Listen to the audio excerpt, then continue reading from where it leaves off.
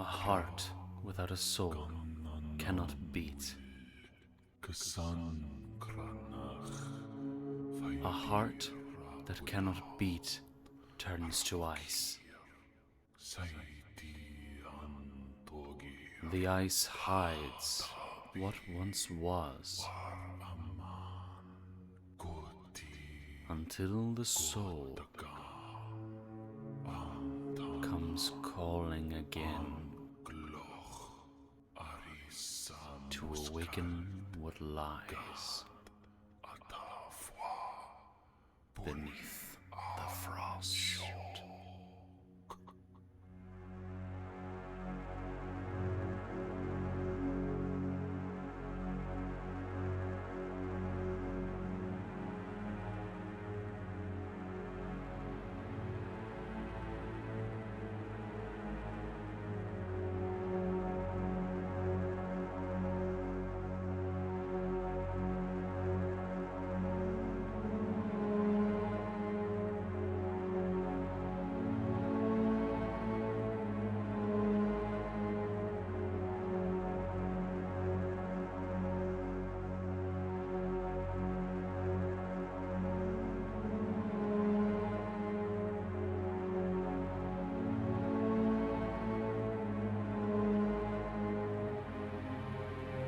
The last we saw of Thub Ug Iman, the party had just gotten back to Galanad after their soil collecting adventure.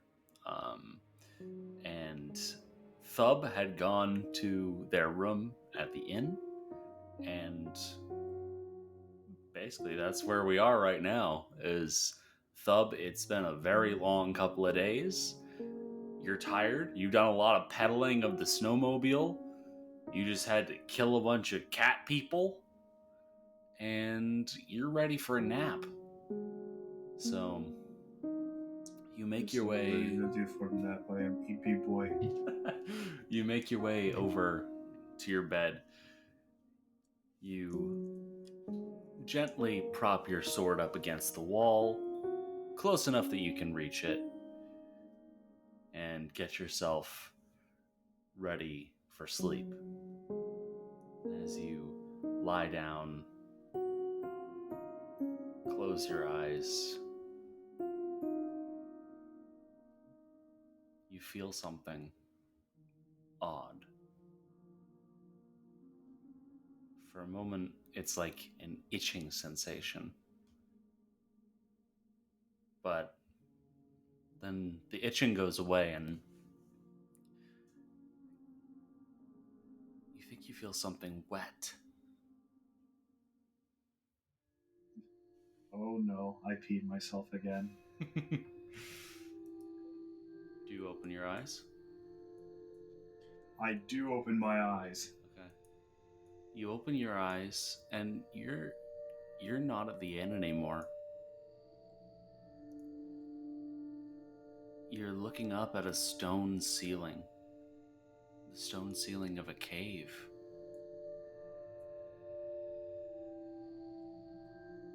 And Where the fuck am I? you realize as you sort of move around a little bit and sort of adjust to your surroundings that you are partially submerged in some sort of liquid. Slightly more viscous than water. Ew. Oh dear Lord, please tell me that is not bad shit. Do you sit up? Yes, I sit up and I smell whatever is whatever that is. You sit up, and first and foremost, you realize a couple of things. Number one, you are in a cave.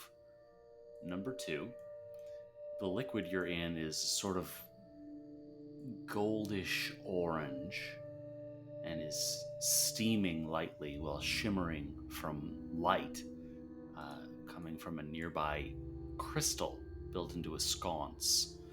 You can see library shelves, a massive flaming brazier, brazier. I don't remember what the actual pronunciation is. And you also realize that you are not wearing anything. I'm sorry, I'm not wearing what now? Anything.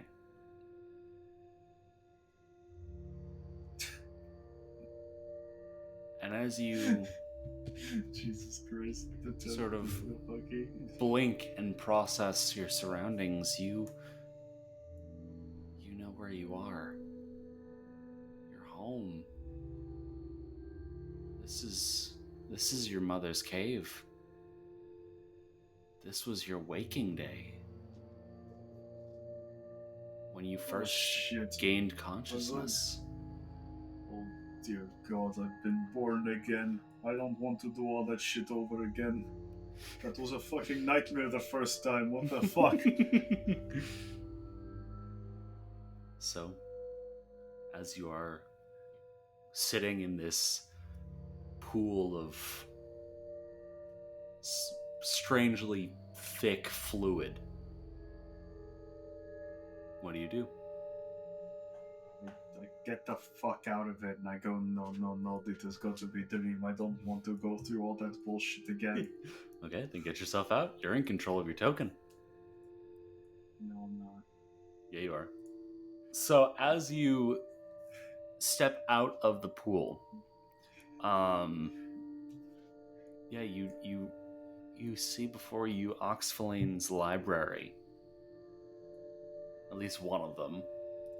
Just books upon books of legal lore and treaties, and you actually see Oxfaline's sleeping space over here.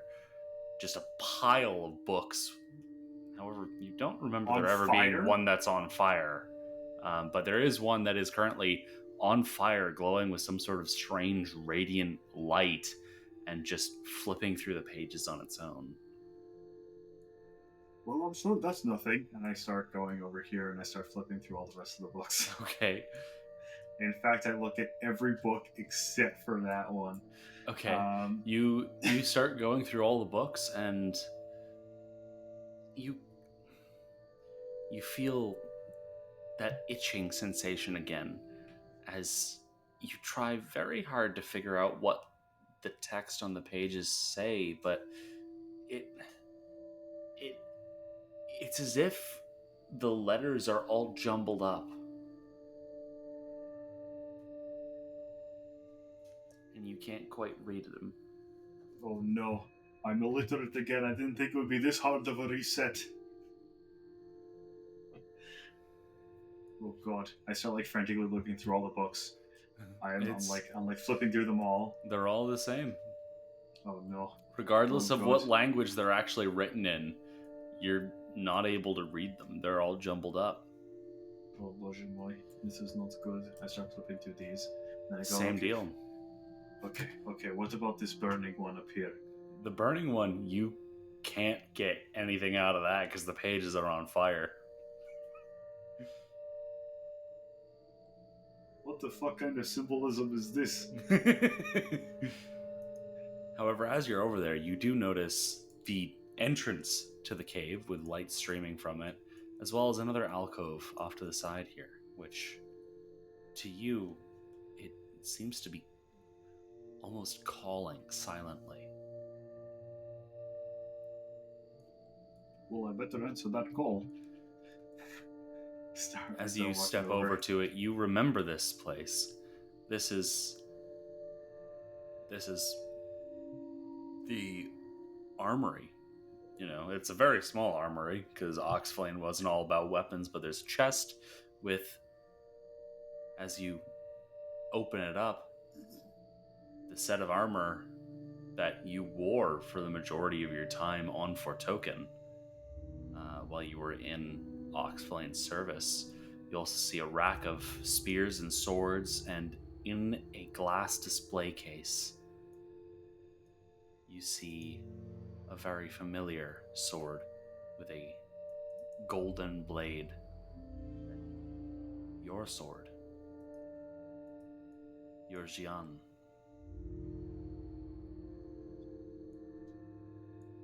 can feel your hand almost instinctively reaching for it. Well, I sure fucking hope it would. It's my sword. Do you try to take it? Guess I try to take it. Okay. As you reach out, undo the latch of the display case, open the door, creak, and reach forward, wrapping your fingers around the hilt. You hear a voice behind you. Ah, my child, you have awoken. This is good. And you are no longer in the cave. You're on a beach by the sea. And you're not alone.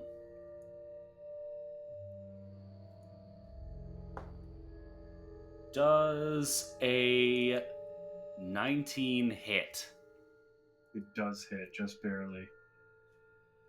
Thwack!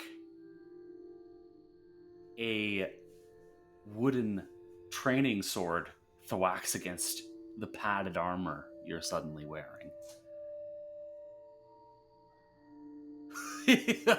Come on, sibling, you can do better than that.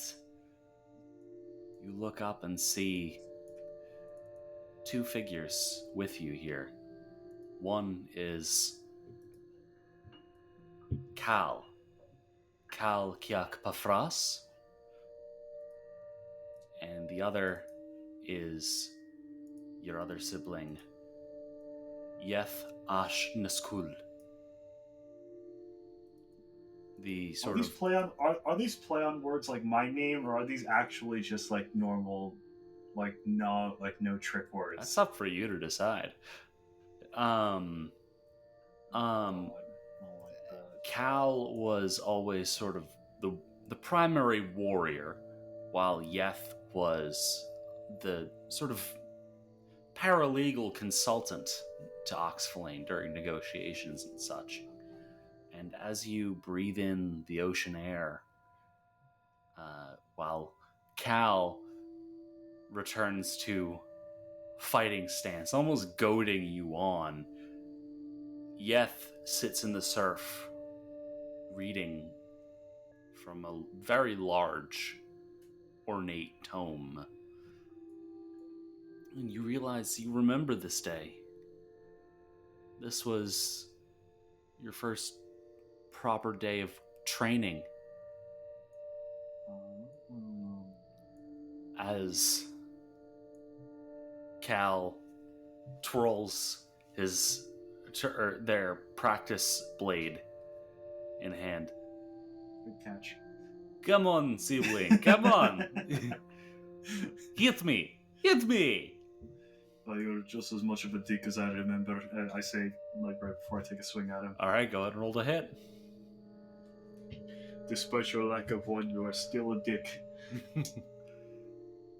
17 plus. I forgot my hit modifiers. What booster am I using here? The one for your sword. Okay, 24 then. 24. Okay. As you swing, you realize that you're using your real sword, which you don't remember being the case. As your blade clanks off of Cal's metal armor. Okay, that was good. That was much better. But you probably should keep your wrist a little bit straighter. You know, when you're actually swinging? Come on, we can do better than that. Defend! And Cal goes for a strike of their own. That's a 17 to hit. That does not hit. You manage to deftly dodge out of the way of what you now realize is a very real blade.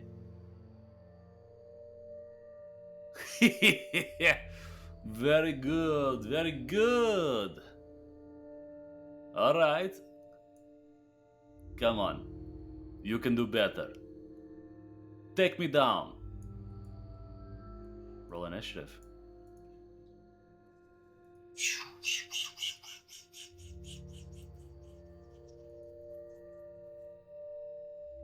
God damn it.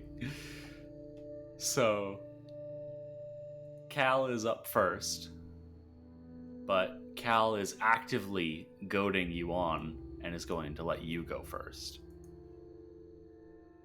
So, take your turn. Okay then. I guess I will. They've also can backed I up, so you're not in melee range right now. Yeah, I was gonna ask if I could channel elements. Yeah, go for I it. don't know if You I can do have whatever that you want. ability at this stage of my life, apparently. Things seem to be a little odd right now, but you can certainly try to channel elements. Okay, well, I'm clicking on this. I don't think it's working. Well, you've got to apply the effect in the chat. Oh, right. How do I? You click apply effect.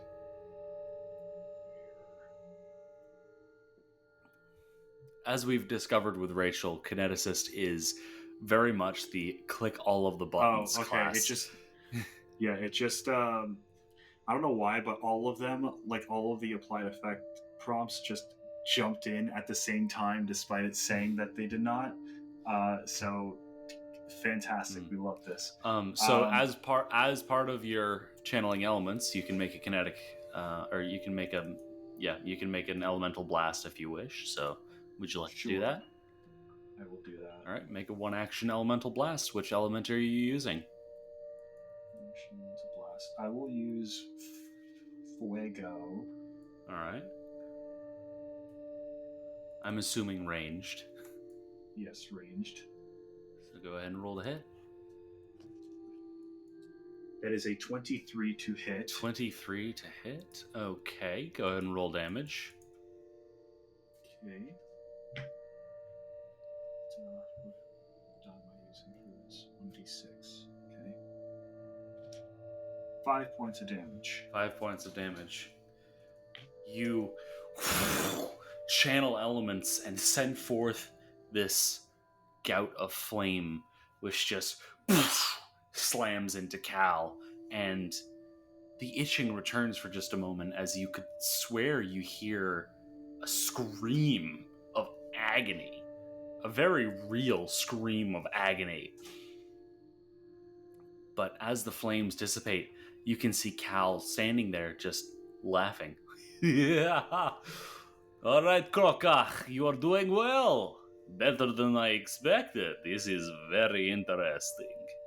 Who the fuck is Krokach? Krokach is the draconic word for sibling. Oh, okay. So you have 2 actions remaining. I guess I'll do a 2-action elemental blast. This time metal. Okay. Slashing or piercing? Slashing. Alright, go ahead and roll to hit. The time it is a 10. A 10 to hit. That is unfortunately not a hit. And this time, as you send forth these shards of metal, Cal is able to easily dodge out of the way. Alright then, it is my turn. And they're going to step forward. That is how turn systems work, dumbass. And they're going to go ahead and swing their sword at you. That is a natural 20. Fuck. So let me go ahead and roll that critical hit card. Because Cal is very definitely a higher level than you. Let's see, that is a slashing attack. Sapping slash. The target is fatigued. So you are now fatigued. And you take some critical damage there. That is 6 points of slashing damage. And how many points? 6. 6. And you use the stamina one first, right? Yes, stamina goes down first. And yeah, as the blade slashes across you, you don't bleed, but where the wound should be, you feel the itching just gets incredibly strong. It's difficult for you to not start scratching yourself. The mosquitoes. Cal is then going to go for another strike. That time it is just a 13. That does not hit. All right, then that is the end of their turn. That brings us back to you.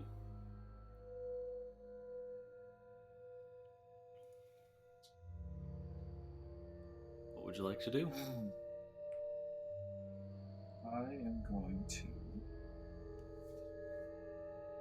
I'm going to attack him with my GN. Okay. Which is going to be a, if I can do math, 21 to hit. 21, that just barely hits. Go ahead and roll damage. The GN. This is slashing damage, by the way. Okay. Let's do a D10. D10. Here's my D10. 6 plus 1, so 7. 7, alright. Yeah, you slash your blade across Cal, and for just a moment you could swear that you see their arm fall off as blood gushes out onto the sand, but in less than a blink, it's gone, and Cal is just laughing once again. Very good, Krokach. Very good. Come on, give it to me. Were there fucking drugs in that weed that I drank? You have 2 actions remaining. Okay, I guess I'll do a 2-action elemental blast of metal. Okay. This time melee. All right.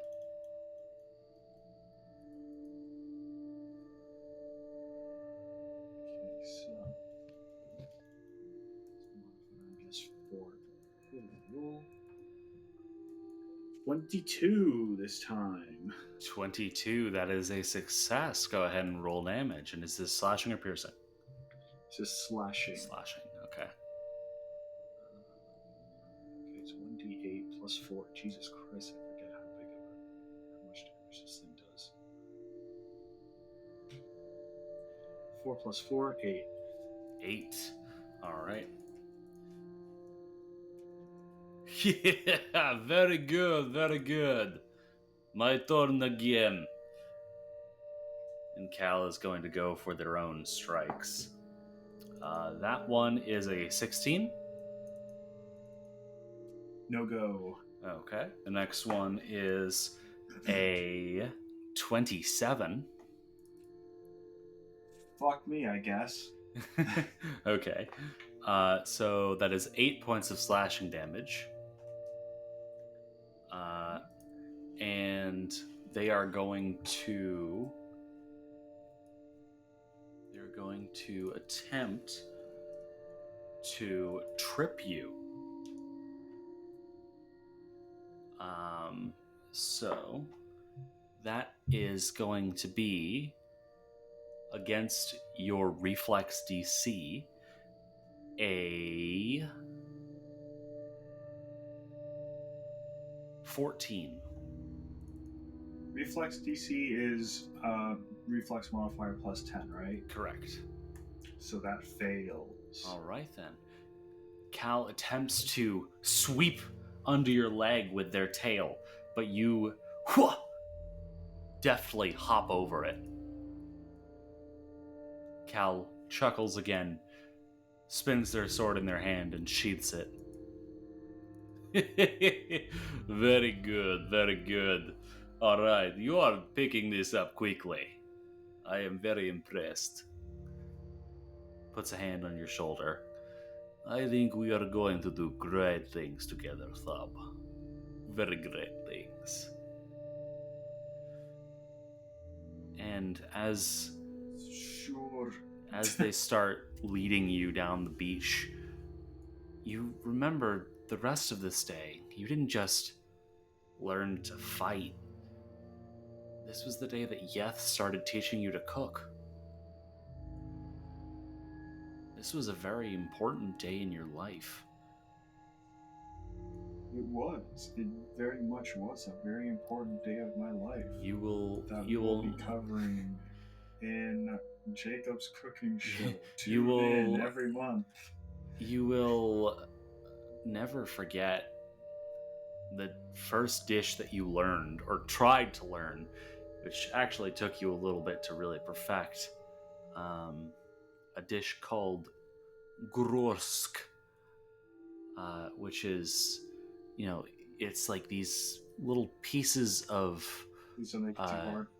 these like pieces of flour and water like melded together that you boil to make them soft, and they're covered in this. Well, it's supposed to be delicious. At this point, the first one that you made was not very good, but it's supposed to be a delicious, sweet, creamy sauce with local fruit mixed in to make it a proper meal. Because a lot of the fruit in the area of where you grew up, where Oxfaline's lair is, a lot of the local fruit is actually quite protein rich. And throughout your travels, you've actually learned that most people call these wheat, flour and water pieces. Most people call them pasta. And would whenever you mention that it's a sweet dish, they look at you like you have 8 heads. But Cameron, pasta's flour and eggs. Yeah, this one's flour and water. Cameron, I'm not making flour and water pasta. What the fuck is that? You can just use regular store-bought pasta. Okay, thank God. Don't forget, I will be here for this one, so I am tormenting myself with having to invent sweet pasta with you, okay? This is intentional. Fair enough. But as Cal leads you down the beach and Yeth closes their book, stands up and starts to follow, the itching returns. I need you to make a fortitude save. Fortitude save, eh? Well, that's going to be right down chappy, ain't it? Nat 20, fuck. Nat 20. You feel this itching, which is, I should note, very odd because, normally you don't feel itching. That's something you've heard other people, mostly mammals, talking about, is this itching sensation. And Drakkar, you've heard Drakkar talking about it as well when they're shedding their scales. But you don't shed. So you've never really felt this before. And it's not pleasant in the slightest. But you manage to push through and not claw at your skin. But as you're focusing on that, you realize you're cold. You're not on the beach anymore. You're in a ravine. Snow surrounding you. Cal is standing next to you. You're no longer fatigued. Your kinetic aura is not up. You're in your fancy battle armor. Behind you, you see a group of at least like 30 Drakkar. In front of you, you see probably closer to 50 Drakkar with metallic scales. And in front of you, another Drakison. This one with scales of cobalt, wearing rusty armor, massive axe at their side, which you can't quite tell if it's rusty or covered in dried blood or both. You hear booming draconic voices above you. You look up to see on one side of the ravine is a massive ancient cobalt dragon shouting across the ravine at where you know Oxflane is, though you can't see her for some reason. And you can also see Yeth standing on top of a large boulder, reading from various tomes and scrolls. Cal turns to you. So, how does it feel to be on your first real negotiation, huh?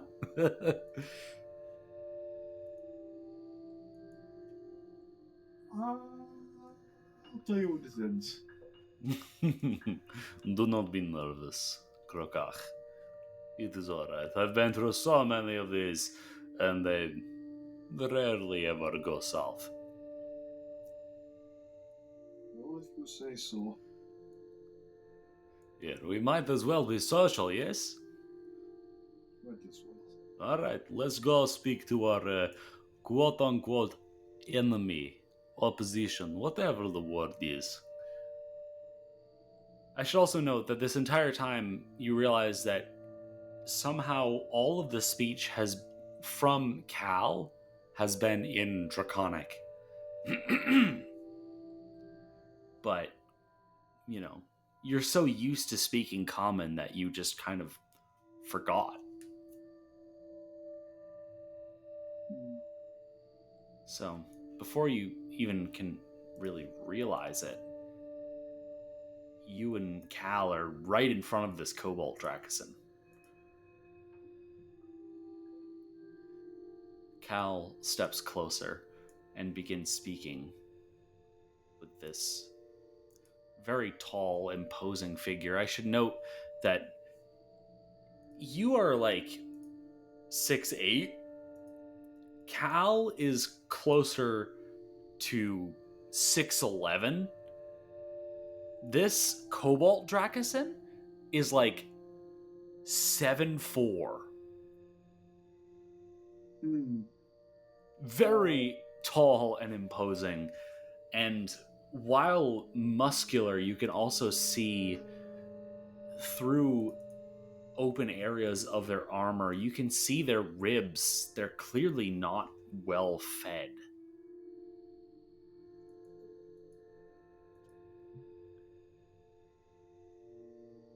You feel the itching once again. As if I'm itching to stab him? No, this is just outright itchiness. Make a will save. Will save. I am exercising my will to not stab this man upon being itchy. 26. 26. You feel yourself. You can feel your claws start to go dig into your scales, and you back up. And you manage to not tear into your own flesh. But as you look up, you see Cal with the Cobalt Dracosan's axe buried in his stomach.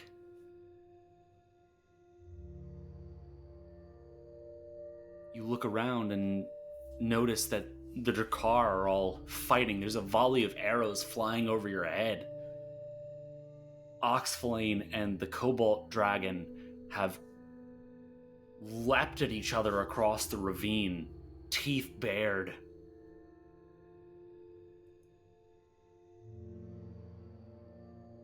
You realize you're surrounded by purple mist. The sunlight has turned purple. It's as if everything is frozen around you. You can see strange blue lights floating around the sides of the ravine. this was not how things went. You know for a fact that this negotiation went off without a hitch, but right now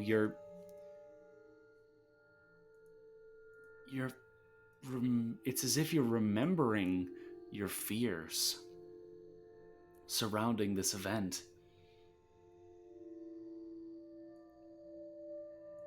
The itching returns again, and this time you look down to see the source is some sort of an appendage wrapped around your shoulder. My shoulder? You quickly shake it off and turn around to see attached to you a strange purple-skinned creature with unevenly sized eyes, scraggly black hair, purple skin, no mouth. Oh my And god, it looks what the like fuck is that? It's like Gollum and Salad Fingers had a baby. It's like its entire body is covered in a layer of very fine hairs, nettle-like hairs. Oh, ew, And ew. Oh my god. You then notice that Cal and the Cobalt Dracosin are gone, and there's more of these creatures all throughout the area.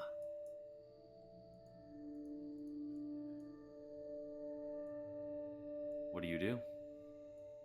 I fucking... Oh my god, I want to kill myself for this.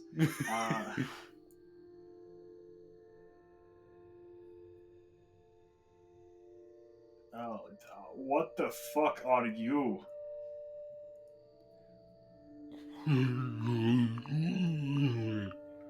Its jaw moves as if it's trying to speak, but it has no mouth from which to speak. So it just sort of mutters.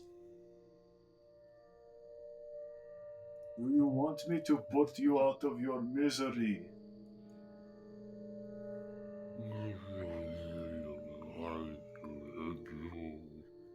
Okay, that's not working. Blink once if yes, twice if no.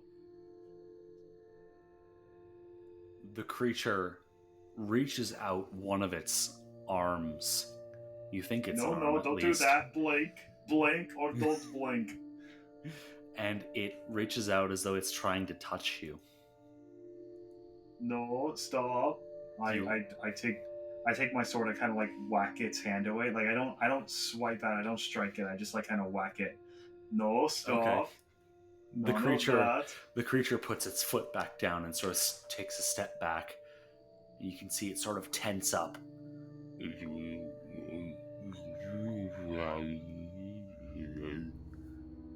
this is not going anywhere. What the? Like, what? It's time to roll initiative. Oh god. Hold on, I didn't say I was gonna roll initiative. Jesus. Well, they are. Oh, okay. Well, that's how it's gonna be. So, that brings us to... Oh, there's way more than two of them. There's like 5 of them all around you, but it seems like only these 2 are moving towards you right now with any sort of hostility.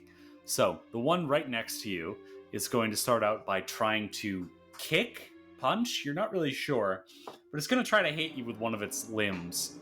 That is a 23 to hit. Okay, so you're going to take 4 points of bludgeoning damage, and have you recovered any stamina? Your stamina's back to full. Oh, okay, good. Yeah, all of your everything returned back to full. All right, so I took 4 points of damage on that. Yes, 4 points of damage, and I need you to make a fortitude save as the hairs brush up against your scales. Oh, Jesus And you Christ. can feel the itching. That's a 30? A 30? Holy crap, all right.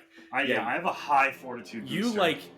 You quickly pull your arm back before these hairs can really make too much contact. And the creature is going to go for another kick. That is a 20 to hit. That does hit. Okay. So that is going to be 5 points of bludgeoning, and I need you to make another fortitude save. That time it is a 23. 23, okay. You once again manage to not be affected by these strange itching hairs. And then as its final action, the creature is going to move over to there. That brings us now to the other one, which is going to quickly run on over next to you and go for a kick of its own. That is a 21 to hit.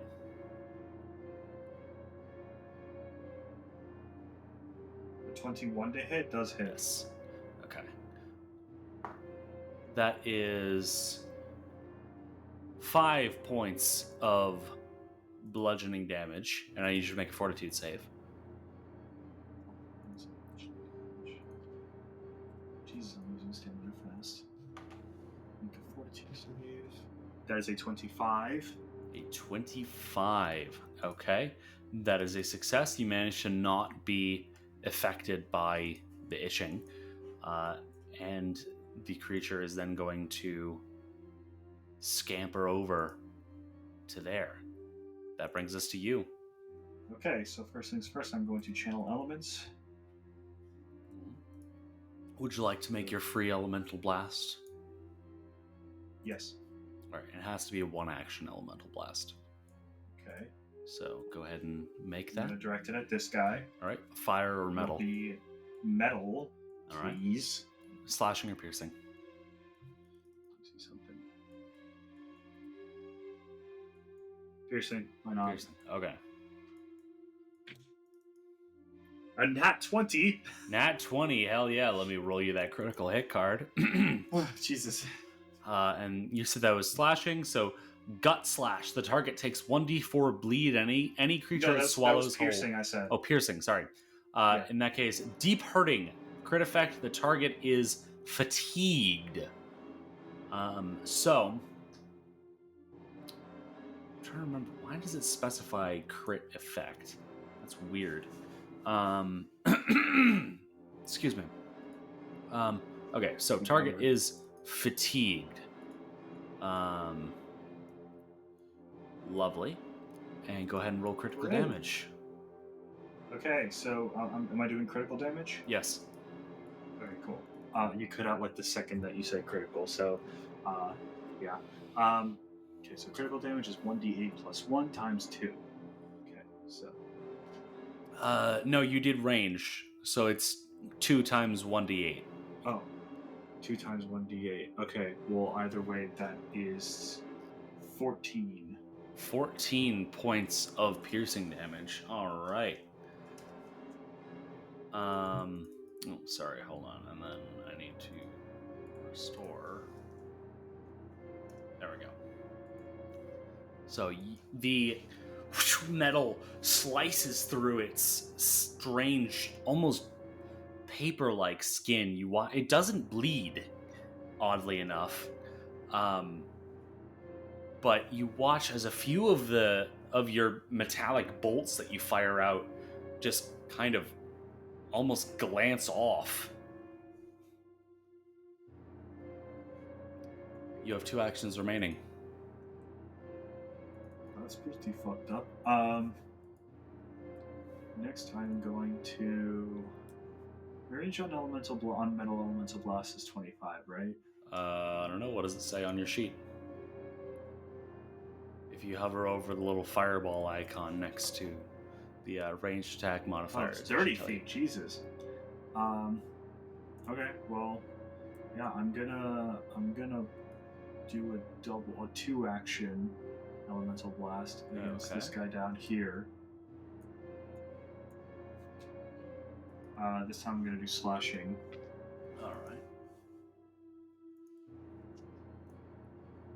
That is a 22 to hit. 22. That does, in fact, hit. Go ahead and roll damage. Fantastic. This is 1d8 plus 3. 7 plus 3 is 10. 10 points of damage.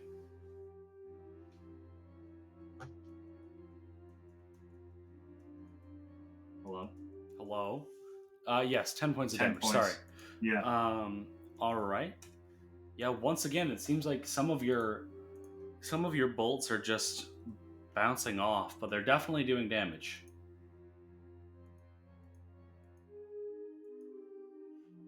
So that was a 2-action blast.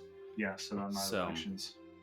All right, that brings us around to the first creature, which is going to run on up and is going to go for its little kick. That is a natural 1. Ah, so let me roll that fumble card. Idiot. That was an unarmed, not the weak point. You take and 1d6 bleed. That's not English. And can't use. You take 1d6 bleed damage and can't use this attack until the end of your next turn. Okay, so it doesn't bleed, because as you've noticed, it seems not to have blood. So no, he's taking the damage. No, he's taking the damage. No, it's immune to bleed. So, but it does seem to, it does actually seem to sort of hurt itself as it tries to whack against your armor. And it's just going to sort of scamper on over to the side over there. And that's the end of its turn. That brings us now to the other one, which is going to run on up and go for a kick of its own. That is a 29 to hit. That's a critical. All right, then. It will deal critical damage.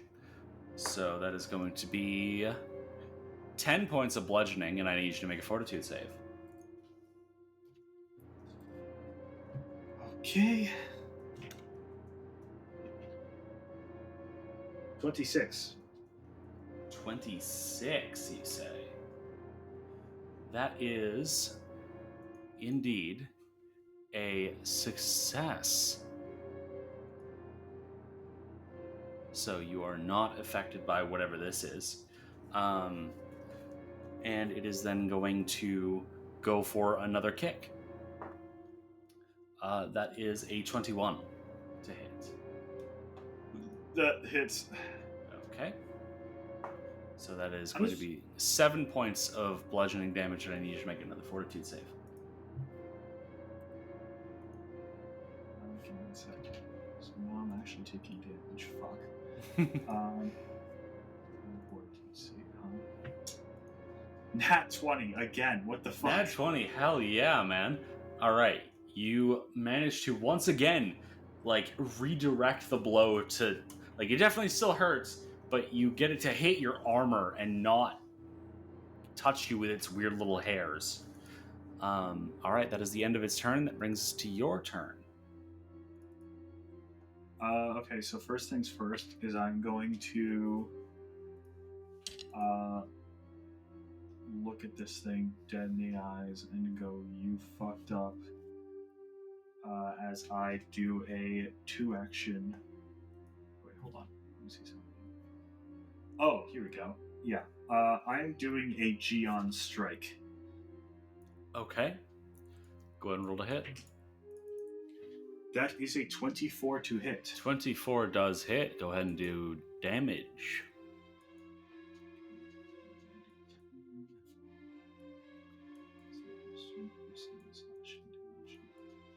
I'm going to do slashing damage for the record. That is 6 points of damage. 6 points of slashing damage. The sword almost entirely bounces off, barely doing anything.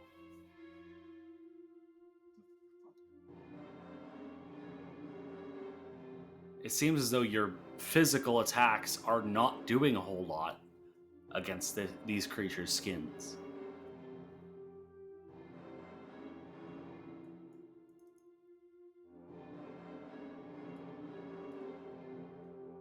You have 2 actions Extract remaining. element? Does it look like it's made of fire or metal? Yes. Do you actually want to try to extract element from this thing? No, I'm not going to Okay. waste it. I'm not going to waste an action like that. Shard strike. How about that? Okay, you're just shard striking. Like, are you doing the cone or the line? I guess the line. I feel Okay. like the code wouldn't be as helpful. Okay, then I guess you only really have the ability to direct it like at this one directly in front of you. So I guess it needs to make a. Do I want to? Hold on.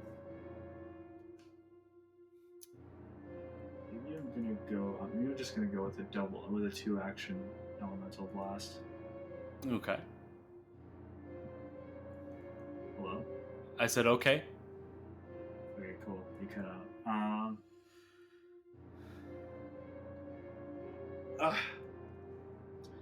I will do a point-blank 2-action elemental metal blast. Okay. So go ahead and roll the melee one. That is a 23. 23 does hit. Go ahead and roll damage. And is this slashing or piercing? This is piercing. Okay. This is a D8,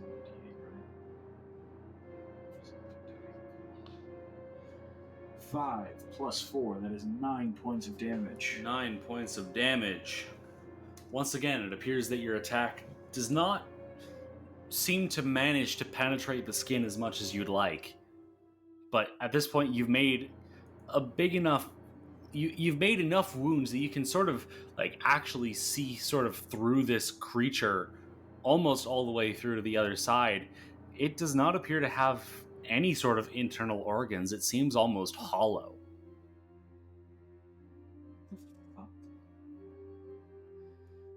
So that was the end of your turn. That brings us to the top of round 3 with the creatures. We'll start with the fatigued one, which is going to go ahead and move over to there, starting out. And it's then going to go for a kick.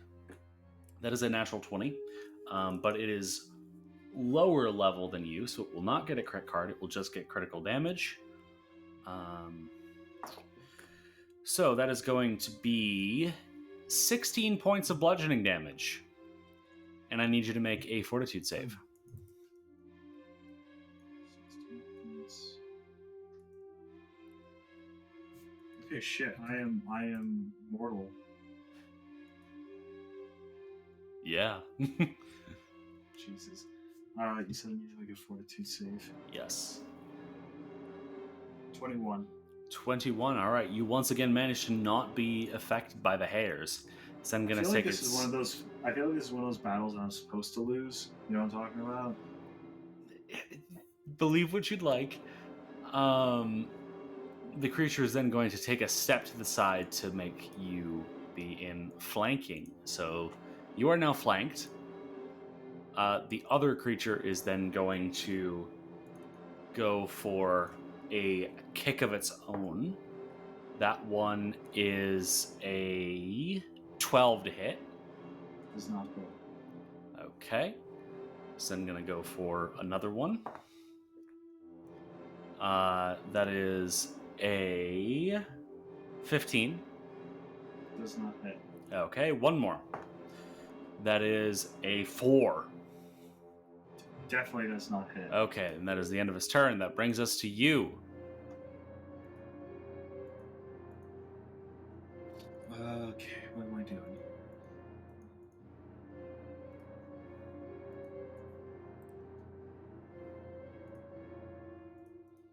And don't forget you have your hero point card as well.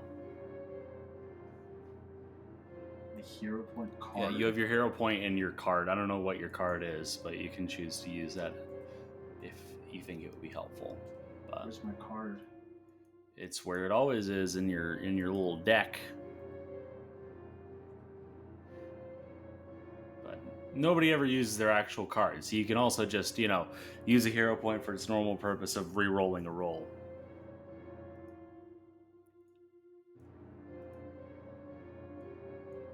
But it is your turn.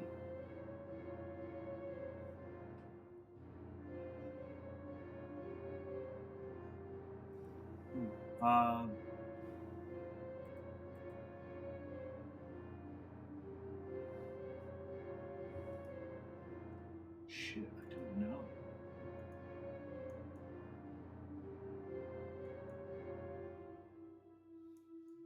I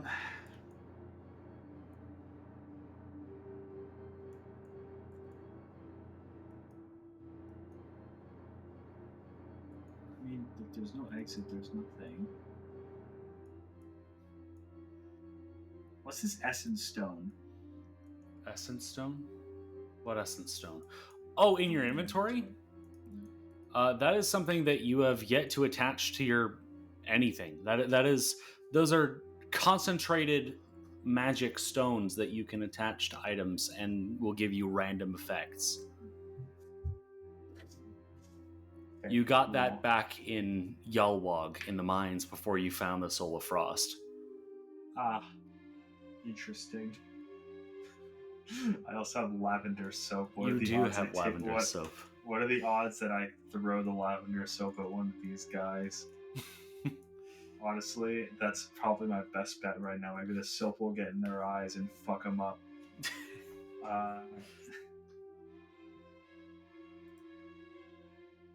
Jesus, I don't know. I mean, like, none of my attacks are doing anything. I mean, they're doing something, but not as much as you'd like. Yeah, this is definitely something I'm supposed to lose. Is it? It's got to. I mean, I'm not doing any damage. You are doing damage, just not a whole lot of it. Not a whole lot of damage. And this is only against the first two, and there's 3 left. I've also noted that you're not dealing much damage with your physical attacks. I don't have any other kind of attack. Yes, you do. You have energy attacks.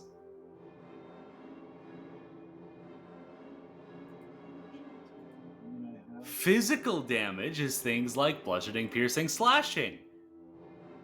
Energy damage is things like, I don't know, fire? Oh, right. Oh, you've been piecing this. You've been trying to do that the whole time. Yes! God damn it. I'm gonna do an elixir of life. Okay. Alright. You pull an elixir of life out of your bag and drink it, which is 2 actions, so go ahead and roll 1d6 for yourself, and you'll get the effect of that. 6. Okay. Then you restore 6 hit points to yourself, and you get the effect. And that is worth noting, is that you actually do have seemingly all of your items on your belt, and you're even wearing your empty backpack like normal. My empty backpack. I love that. Okay, well, I'm going to do a elemental blast of fire. Okay. On this guy up here. All right. Go ahead and roll the hit. Wait, hold on. Yeah, 2 action. There's a 24 to hit. A 24 does indeed hit. Go ahead and roll damage. 8 points of damage. 8 points of damage. The fire definitely does appear to be a little bit more effective, and this creature is now bloodied. Oh god, just bloodied. And that is the end of your turn. So that brings us to the top of round 4 with the strange purple-skinned creatures. So the one that you just attacked is going to go for a kick. That is a 28 to hit. Yeah, that's a crit. All So right. I'm donezo's. That's max damage too. So that is 18 points of bludgeoning damage. Yeah, I'm dead. Okay.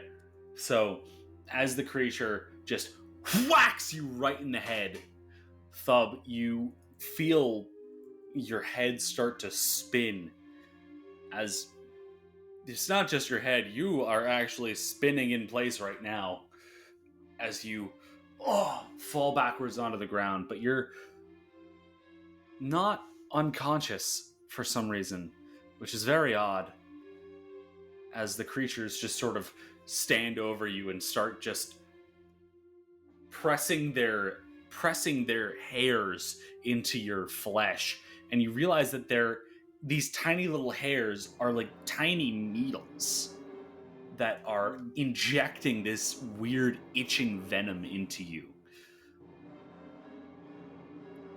And before, as you're like sort of trying desperately to regain your strength, the creatures look up and hop off you and start running in different directions.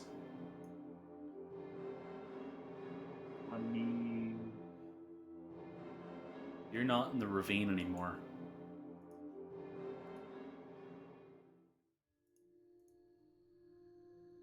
You blink and you're back to consciousness. On the ground.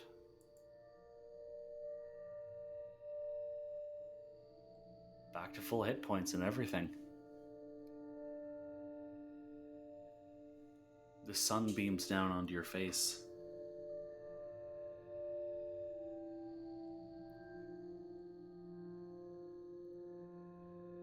Cool, slightly damp, mossy stone against your back.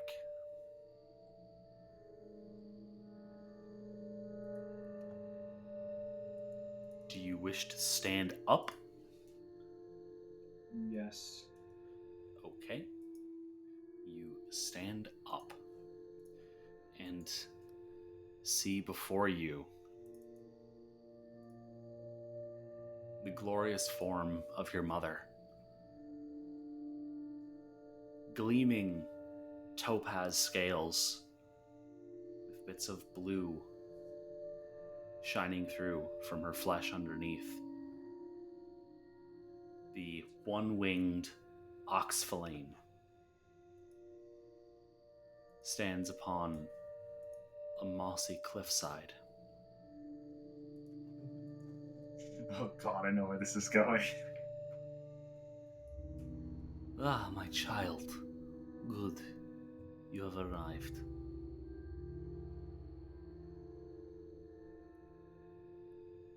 Do you know why I have brought you here? Yes. You do? No, not really.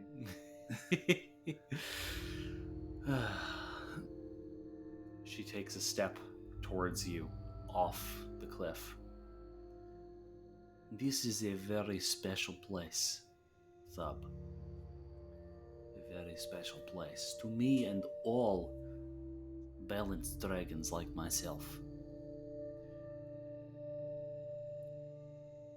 And yet you are the first of my children who I have brought here. Come. She steps to the side.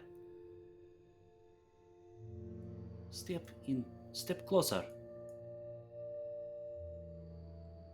I wish to show you something.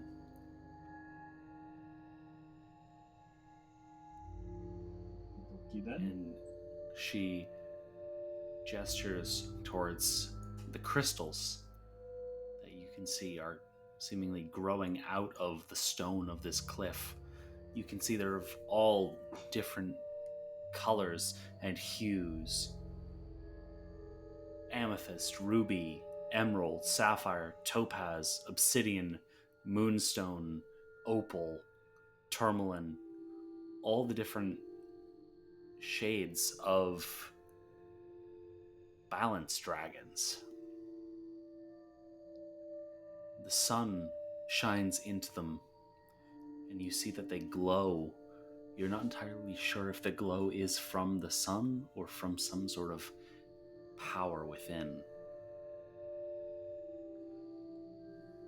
Oxflane speaks again. These crystals, they are very important. Are you aware of our story, of our purpose on this world? No.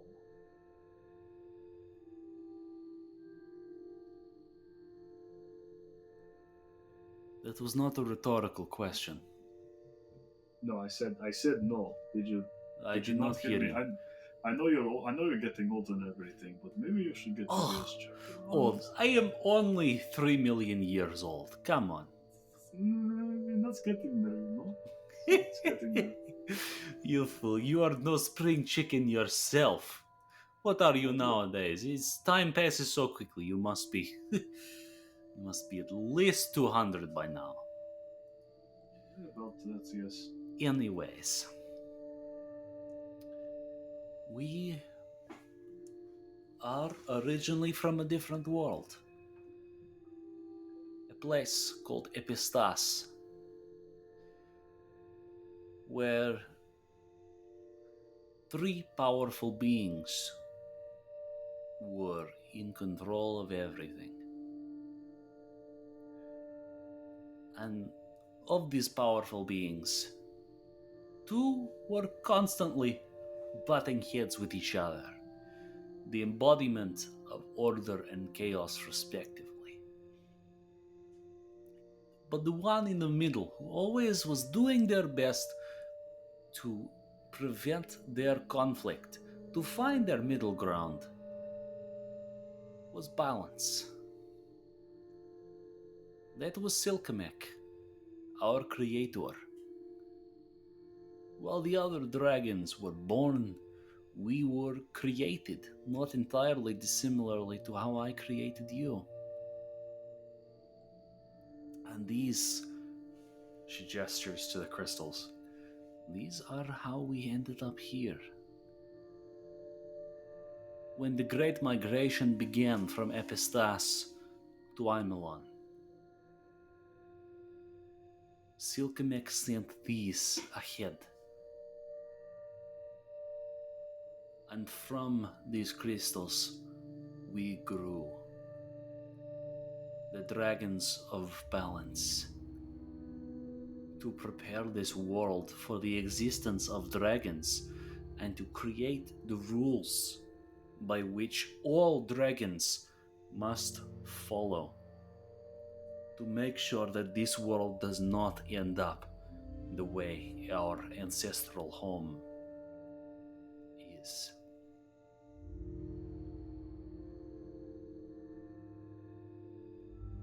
So if you listen very carefully, others will deny this and say that I am simply projecting. But if you listen very closely, on a day just like today, when the midday sun is right above us, and you see she closes her eyes, takes a deep breath in, stretches out a hand into the center between all of the crystals, and you watch as the sunlight beams through the crystals and speckles onto her scales. You can almost hear and feel the presence of our Creator. Try it. Try it for yourself. Okay, so I guess I touch one of the crystals. Okay. You close your eyes, you touch the crystal, and it's odd. Not like magic that you've experienced before.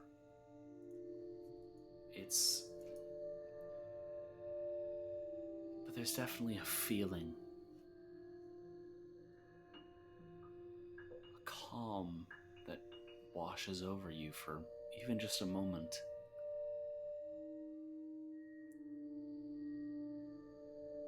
As the sun dapples through your own topaz scales,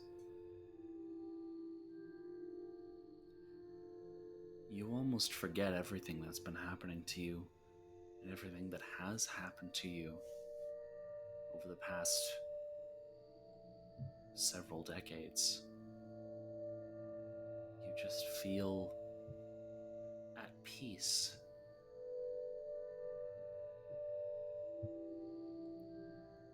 Do you feel it, my child? I think so. I thought you might. You know, the reason that you are the first of my Drakasan to come here is because I had a feeling that you would be the one to feel this presence, this connection to Zilkamek. Ah, eat shit, sibling. Cal and Yeth, they are designed for their own purposes. Cal is the warrior, Yeth is the scholar, but you are something different, Thub. I gave you the skills of both. You know the way of weapons. You know the way of learning. You know how to lead. I place upon you the responsibility of leading my people.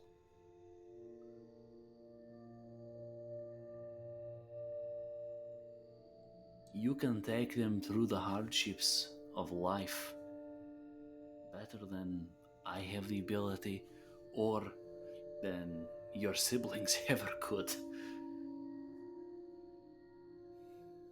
So I am like president. She shrugs. Sure, if that is the title you wish to go with.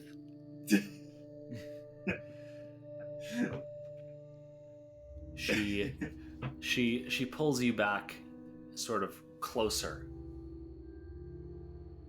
Like almost in like wraps one of her gigantic arms around you and sort of pulls you close. Wait, you're cutting out again. She wraps one of her gigantic arms around you and pulls you close. Uh-huh. My child, there are great things in your future. I hope you're aware of this.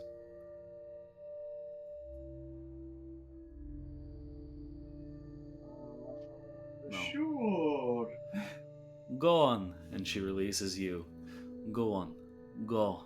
Be with your siblings. Make sure that Cal is behaving. Need to make sure that he doesn't put too much strain on his arm. I just got it back for him.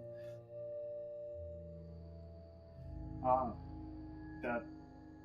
I'm going to remain here for a while. Okie dokie.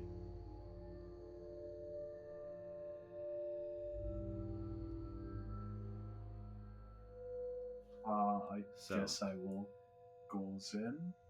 How do I get out of here? Do I jump off the cliff? No! You go back the way you came, you fool. Oh god, don't tell me I have to go through the ravine with all the fucking weird-eyed people. What are you talking about? You said the way I came. This is how I came. I don't know what. Our camp is right over there, you fool. And she points, and you actually can now see the smoke of fire in the distance. The smoke of a campfire. Yeah, Go. I guess I go towards that. Okay. As you As Okay, you do, bye. Oxflane steps back onto the cliff. Get back there. Get off the cliff. Get off the cliff. Get off the cliff. What are you doing on the cliff? Get off the cliff. As you I'm making room for Oxflane to get off the cliff. I keep telling her to get off the cliff. I'm not leaving until she gets off the cliff. As you attempt to speak, the air won't leave your lungs. Your mouth is flapping, but nothing's coming out. As Oxflane steps, and you watch in horror as the cliff crumbles from beneath her. You're at the edge of the cliff. God damn it. The sun beams purple light down upon you, though it's still very dark. You see the ruins of the stone. The crystals still glow from within the ocean.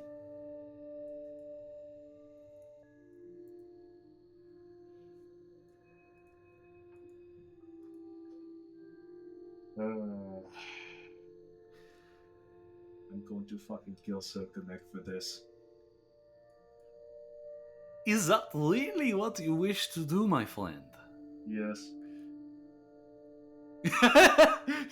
You turn and see, walking towards you, Gentique Lamatimo. Oh my god, I'm killing you first! Oh, my friend! Gentique is suddenly standing directly next to you. Oh god, oh fucking god, I forgot about this fucker's antics. With an arm around your shoulder, and yet you can still see both of their arms. What? Like, you look at them, and you can see both of their arms at their side. But then you look to your right, and you can very clearly see Gentique's hand on your shoulder. What and you feel it there persistently. Oh my god, what the fuck is this? So this is what happened, huh? This is what got you to run away, to leave your family. To leave? Sorry, that is the wrong voice. This is what got you to run away, to leave your family. To leave your entire life behind, huh? I am staring at Gentique Lamont's face with murderous intent. Oh, my friend, are you not happy to see me? Are you why I'm here? Well, I am the reason that you are not being eaten by dream creatures. You think you got away from them on your own? Okay, fine. For that, I'll give you a 5-second head start. My friend, you are very funny. So, do tell me, was this the formative moment that got you to change the entire trajectory of your life? Yes, I guess, in a way, it is one of the things that set things up for the rest of my life, yes. Very interesting. It makes sense, honestly. Such a traumatic accident, huh? Yes, it was quite traumatic and everything, watching that happen, it was, one of the And things yet, are you sure it was not an accident? Are you sure that it was not just an old cliff collapsing? Yes, I'm pretty sure it was not an accident. It wasn't just an old cliff collapsing, I'm pretty sure, yes. How are you sure of this? Huh? Well, I mean, there is a number of factors here. For one, she was on the cliff. Is it a she? Is Oxflane a she? Yeah, Oxflane was your mother. Okay. For one, she was on the cliff when I got there, and two, then I was on the cliff, and then she was on the cliff again, and then it didn't break for quite a little while, and then on top of that, it was a very old cliff, and it was very old cliff and has been there for a very long time and has, supported many weights larger than her, and it is quite an interesting coincidence that it would happen at the exact time, which is bullshit. It is. But I think, Sab, you have given yourself the answer right there, haven't you? The explanation that it was a very old cliff on the seaside. Stones get weak over time.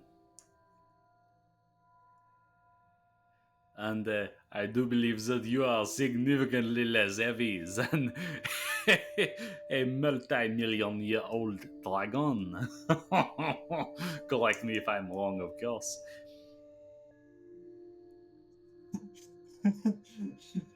Are you calling my mother fat? No, I am saying that you are easily maybe 1/16 of her size.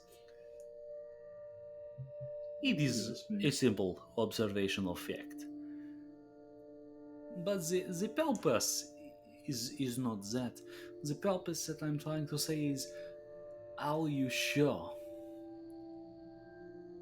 that it was not an accident? How can you be 100% positive? I mean, you can never be 100% positive about anything, but it's. But can't you? No. What if I told you that I could show you what happened? Okay. I could pull the raw memory from your mind.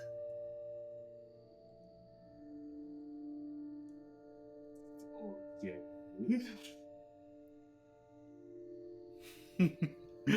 And the hand on your shoulder scuttles across your chest and moves, like, crawls up your face before just flicking you in the forehead. Oh god. This fucker. The cliff is there once again. You're seeing your memory once again of Oxflane stepping onto the cliff. And this time you see, as Oxflane closes her eyes, the sunlight beams down through the crystals, the light focusing on her. And you can for certain see the crystals glow with power as they vibrate violently in a fraction of a second. And the cliff tumbles down.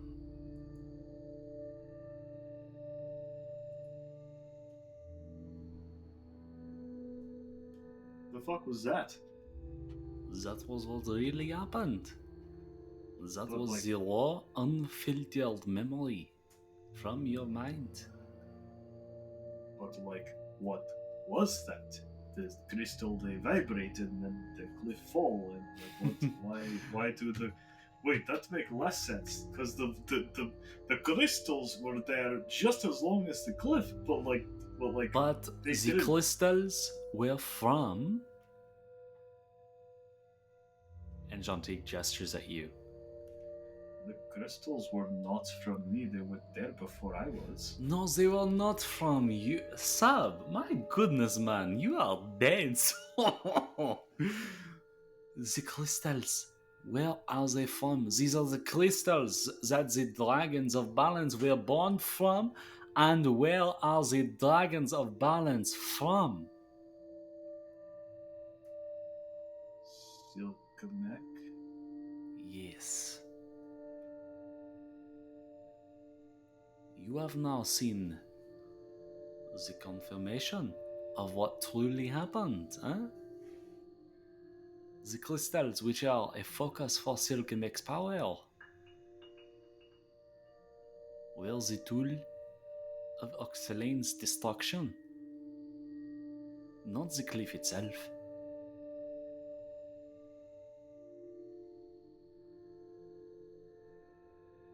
Wait, so you're saying that Silkamek did kill her? I am saying that this may be what your memory implies.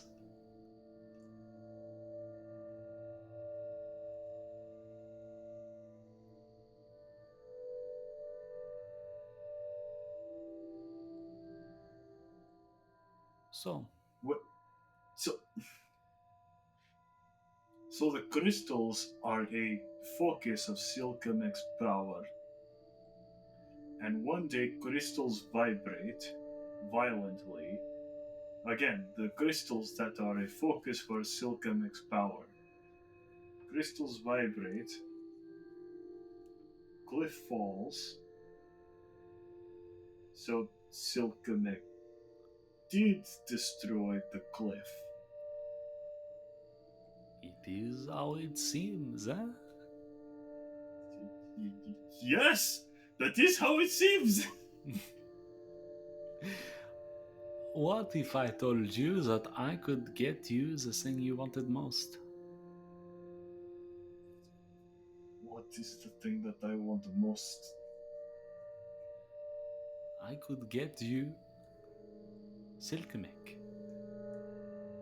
Not just the methods of getting your revenge, but the means. Okay. I don't trust you. Let me show you. You're at your room in the inn. Your eyes have flicked open. You think you're awake.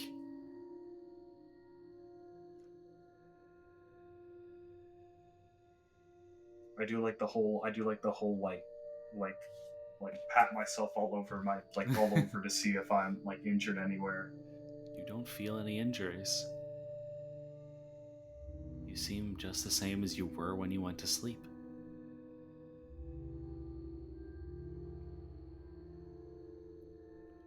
Okay, I look around the room. You look around the room and it's empty. Just you. Oh, it's gone. Let me show you, Oh, says no. Gentique from behind you, even though there is no behind you, and you feel Gentique's hand wrap around your shoulder once again. You are no longer at your room in the inn. You don't know where you are as you look around and see beneath your feet just crushed stone and sand. You're in a world of gravel, mountains surrounding you, mountains, dunes. Off in the distance, you think you see a crumbled building. Once ornate, domed structure, now crushed under the weight of something that's no longer there. The mid-morning sun beams down at you, much more dim than it is whenever you see it. And yet there's not a cloud in the sky.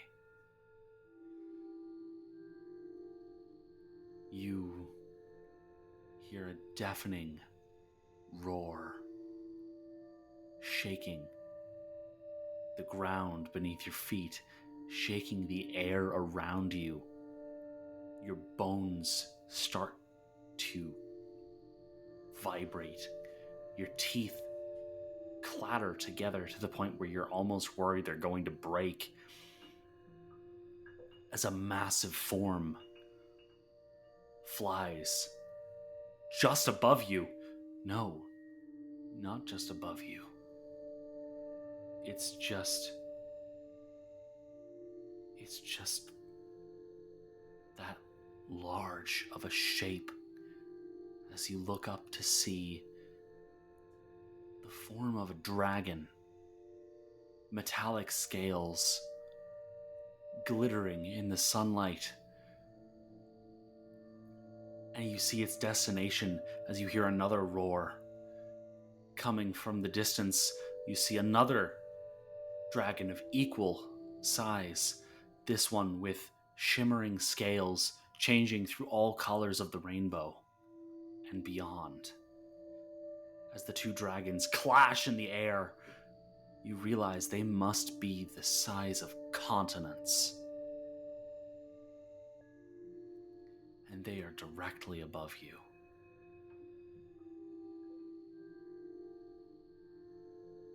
As the metallic dragon falls, you realize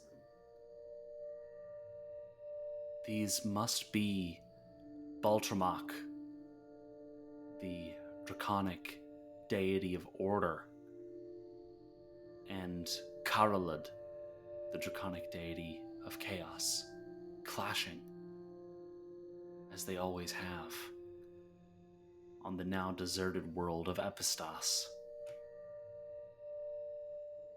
As Baltramach falls directly towards you, you cover your face to protect yourself in futility. And as you hear a crash, you look up to see that Baltramach has landed on some sort of a field of prismatic energy, which is protecting you, protecting the ground from this monstrous shape as it stands and returns to the fight. You look and see the source of the energy. A massive crystal floating above the surface of the planet. Within the crystal, you see the emaciated, almost skeletal form of a dragon's silhouette, seemingly flying or swimming within it. Your heart fills with rage as you realize you are gazing directly at Silkamek themselves.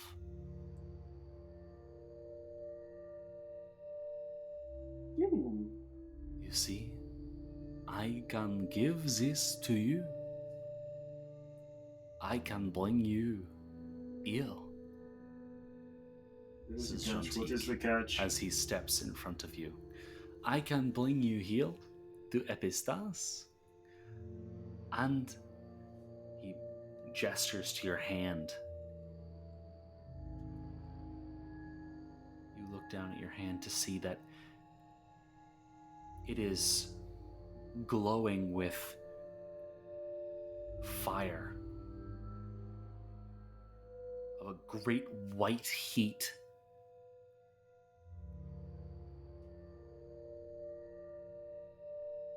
I can give you the methods and the means of your revenge.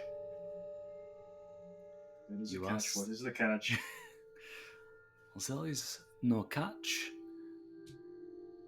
But I do not give things away for free. Yup, there is a catch.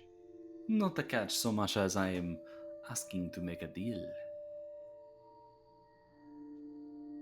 There are several beings on your world that are asleep in some way, shape, or form. You have already... the rest of your friends, as of now, are off attempting to prevent the awakening of one of these beings. And yet there are others that have already started to wake up. And some that have already awakened entirely and have just not met their full strength. I need you to prevent this being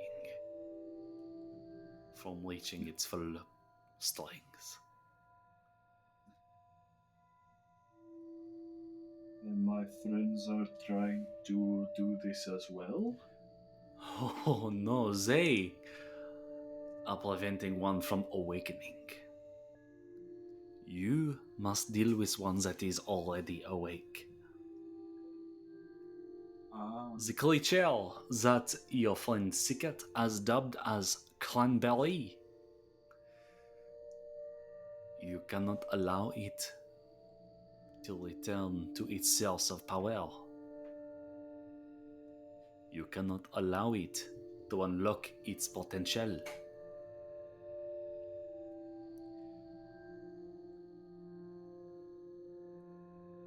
You must prevent them from getting back to their home.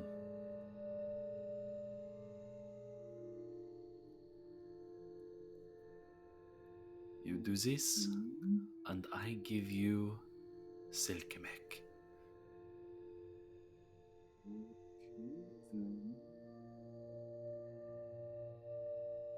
I still don't trust you, but let's see how this turns out, and you just might earn it. I am willing to accept that. Of course, there is one thing that I must make very clear. This experience, you cannot relay any of it to your friends. Your friends cannot know about our deal. You mention my name to them even once, that we met outside of their standard group setting. You mention anything to do with this deal, even once, even in passing, and everything is off. You lose your chance at vengeance. Wait, why? That's weird because they are already helping with your request anyway, and they already These know are who you separate are. requests. Okay, that is what you want. It's fine. Okay, yeah, whatever. Keep it quiet. The being known as Cranberry cannot reach its full power. It's cranberry. The fuck? Okie dokie. It does not matter what you have to do. Just remember what you will get out of this deal.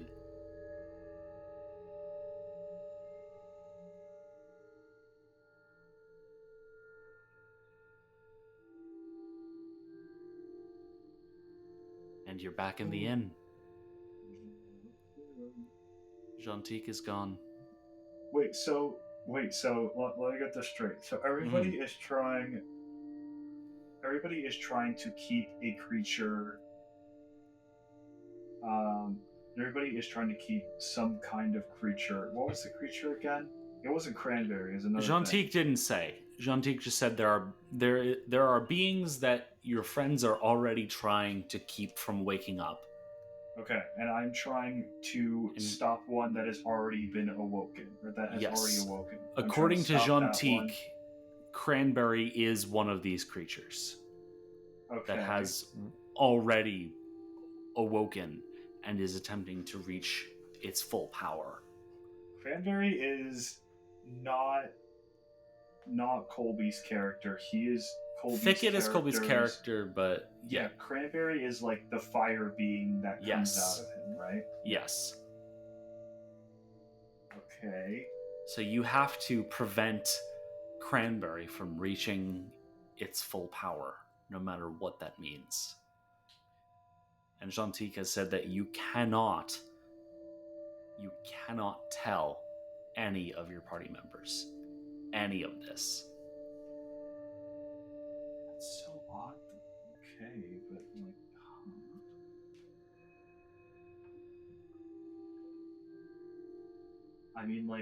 like, I guess I get it. Like Gregory, I guess helps a lot. So like, they would be pretty reluctant to believe that. But I don't know. Something rubs me the wrong way about all this.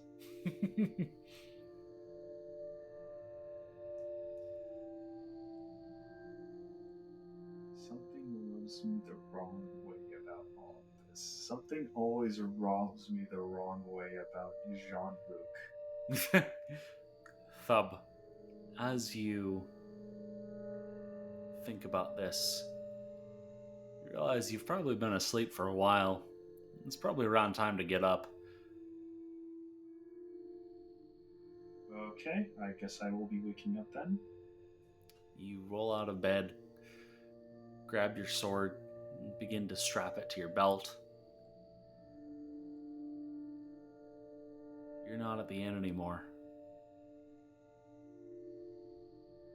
You're standing in the snow.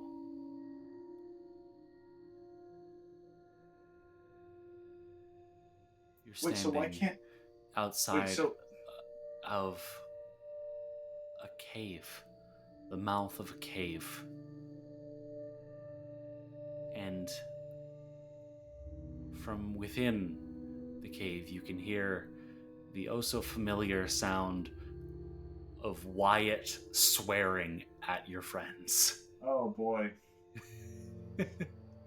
I just go, oh my god, that's fucking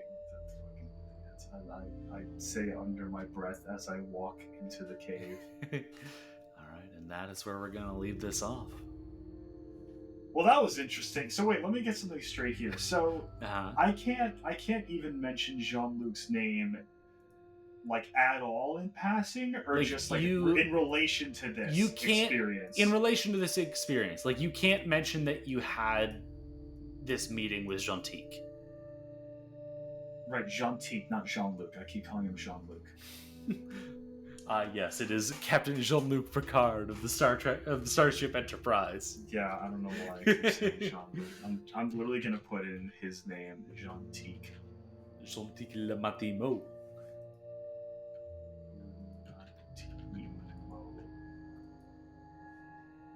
I tried to spell that and as best in French as I could,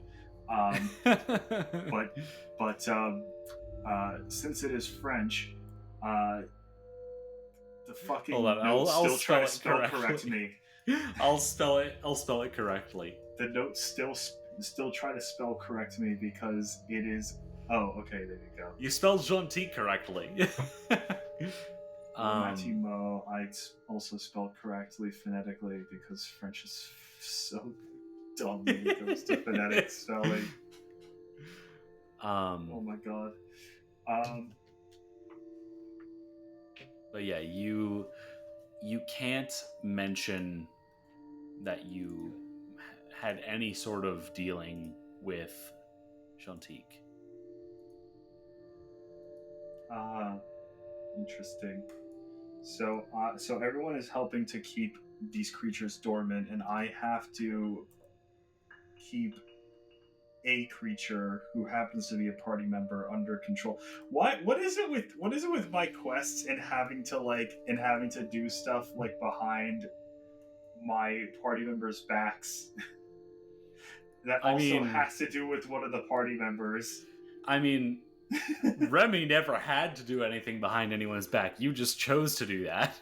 Well, yeah, because one of the people in the party was a member of the family that I was acting to swindle. Or acting to overthrow, rather. That's neither here nor there at this point. Because when it comes to Thub, yeah, you've now got to... When it comes to Thub, you've now got to figure out how to go about this. We want to give a special shout out to our first member on Buy Me a Coffee, Jane Meyer. Thank you so much for your support, Jane. It really means the world.